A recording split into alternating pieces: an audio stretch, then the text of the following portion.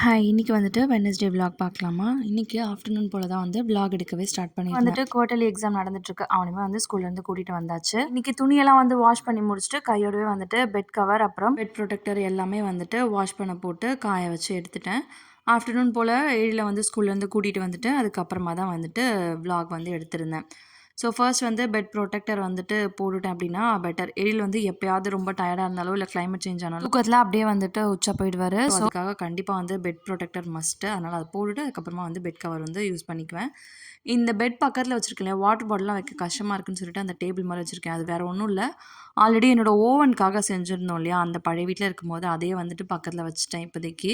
அது பார்க்க bed side table மாதிரி கொஞ்சம் லுக் இருந்தனால அதுவே செட் ஆகிடுச்சு. ஸோ அதே வச்சாச்சு. அப்புறம் இந்த ஆர்டிஃபிஷியல் பிளான்ட்ஸ் வந்து ஆர்டர் போட்டிருந்தேன். நான் எதிர்பார்த்தது ரொம்ப குட்டியாக வந்துருச்சு.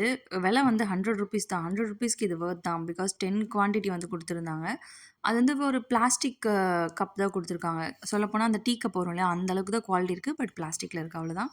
பட் பார்க்க அழகாக இருக்குது அப்படிங்கிறதுனால ஓகே அப்படின்னு சொல்லி வச்சுக்கிட்டேன். சைட் டேபிளில் ஒரு 2 வச்சிடலான்னு பார்த்தேன். அது மட்டும் வச்சா மொட்டையாக இருக்க மாதிரி இருந்தது. அதனால் வந்துட்டு அந்த மணி பிளான்ட் ஒன்று வச்சுட்டு சைடில் வந்துட்டு இது 2ம் வச்சுட்டேன். சும்மா இப்போதைக்கு டெம்ப்ரரியாக வச்சு பார்த்தேன். ஓகேவா இருந்தனால அப்படியே வச்சுருக்கேன். அப்புறம் சாய்க்கிட்ட வந்து அது 2 வச்சுட்டேன். இதோட ப்ராடக்ட் லிங்க் வந்துட்டு நான் டிஸ்கிரிப்ஷனில் கொடுக்குறேன். வேணுங்கிறவங்க செக் பண்ணுங்கள். என் அக்கா பாப்பாவும் வந்துட்டு வந்திருந்தா, எக்ஸாம் நடக்குது அவளுக்கு. ஸோ என்கிட்ட தான் அவள் படிப்பா. அதுக்கப்புறம் 2 பேருக்குமே வந்துட்டு ஹோம் ஒர்க் ஸ்டார்ட் பண்ணியாச்சு. ஹோம் ஒர்க்ஸ் முடிச்ச உடனே டின்னர் ஒர்க் ஸ்டார்ட் பண்ணணும். இன்னைக்கு டே இப்படி தான் போச்சு. இந்த வீடியோ பிடிச்சிருந்தா மறக்காம சேனலை சப்ஸ்கிரைப் பண்ணிக்கோங்க.